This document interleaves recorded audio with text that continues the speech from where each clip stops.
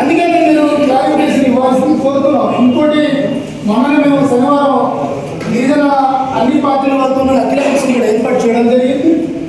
మరి ఆ బడ్డీ తొలగించినప్పుడు మేడం గారు ఆర్య గారు ఉన్నారు, బీఆర్ఓ గారు ఉన్నారు. మా గిరిజన అందరూ ఏమనుకున్నారంటే మనం కూడా హైకోర్టుకి వెళ్ళాలి ఈ రెవెన్యూ శాఖ మీద, వీళ్ళు నాన్ ట్రైబల్స్ అనుకూలంగా చేస్తున్నారు. ఇంకా నేను చెప్పాను ఏం చేస్తున్నారంటే ఇప్పుడు ఒక ఏదైనా ఇల్లు పెడితే ఫస్ట్ వెంటనే ఇది ప్రభుత్వ స్థలం లేదా పంచాయతీ స్థలం ఏదో ఒకటి పెట్టిన తర్వాత అక్రమైనటువంటి స్థలం సక్రమం ఎలా అవుతుందో నాకు చెప్పాలి సార్. ప్రతి చోట ఇప్పుడు మీరు రాకుండా ముందు కూడా అంతే, మీరు వచ్చిన తర్వాత కూడా అంతే, ఎప్పుడైనా అంతే. ఇప్పుడు మొదట కోర్టు పెడుతున్నారు, తర్వాత మాత్రం అది మీరు గ్రామ పడ్డమో లేకపోతే ఆర్ఎండ్బి స్థలం తర్వాత డిసైడ్ చేస్తున్నారు. మరి ముందే మీరు అది నా స్థలం కాదని దూరం ఉండిపోవచ్చు రెవెన్యూ శాఖ వాళ్ళు. అంటే మీరు అడిగి బాగా క్వశ్చన్ అడిగారండి. మీరు లేదంటే మీ తరఫు నుంచి లేదంటే విలేకరులు లేదంటే ఎక్కడి నుంచి అయినా మాకు ఫోన్ ఇమీడియట్ గా రాగానే మేము దాన్ని అన్నీ మీ ఫోన్ కాల్స్ మీద స్పందించి అక్కడికి వెళ్ళి వర్క్ కాపీ బోర్డు పెట్టడం జరిగింది. కాదని నేను ఒప్పుకున్నాను. కానీ దాని తర్వాత ఎంక్వైరీ చేసి ఈ స్థలం సర్వే గారు అట్ ద టైమ్ ఆఫ్ మీకు చెప్పగానే మేము వెళ్ళి ఆపమన్నది అంటే వెంటనే స్పందించి బోర్డు పెట్టడం తప్పకుండా మీరు పరీక్షిస్తారు. మీరు బయటికి తెలియకపోతున్నాం, మీరు అన్ని బోర్డు పెట్టారు తర్వాత మీకు ఇచ్చారని కొంచెం కాన్సర్ నేను చెప్తున్నానండి ఎంపీ గారు.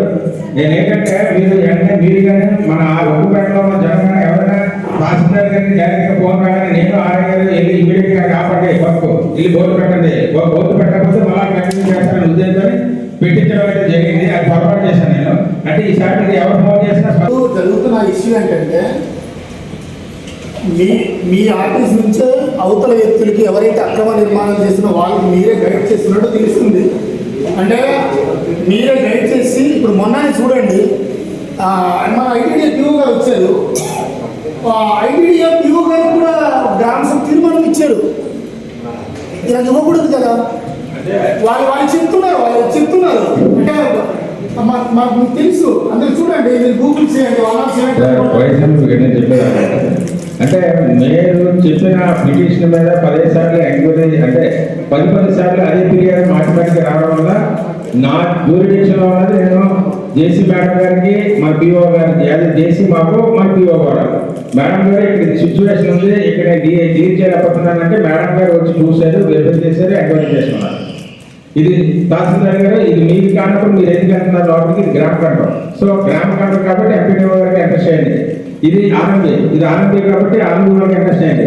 మీకు సంబంధించిన భూములను మాత్రం మీరు ఏమి బోర్డు వేయడన్నా ఏదైనా నోటీసులు ఇవ్వాలన్నా మీ వరకు చూసుకోండి. రేపు ఏదైనా కోర్టు నుంచి మీకు నోటీస్ వస్తే మీరు ఏం దాన్ని కాన్సెప్ట్ చేస్తారనేసి అడగడం వల్ల పిఓ గారికి వచ్చి ఎంక్వైరీ చేసుకున్నారు. పిఓ గారికి వచ్చినప్పుడు అది గ్రామ కంఠం అనే సర్వే నెంబర్తో సహా చెప్పడం వల్ల అయితే గ్రామ కంఠం అయితే ఎంపీడీఓ గారికి వెళ్ళాలంటే at the time of MPDO గారు లేకపోతే అయితే ఎంపీడీఓ గారికి డైరెక్ట్ పంపించి రిపోర్ట్ సబ్మిట్ చేయమని చెప్పారు. అంతవరకు మాకు తెలుసు.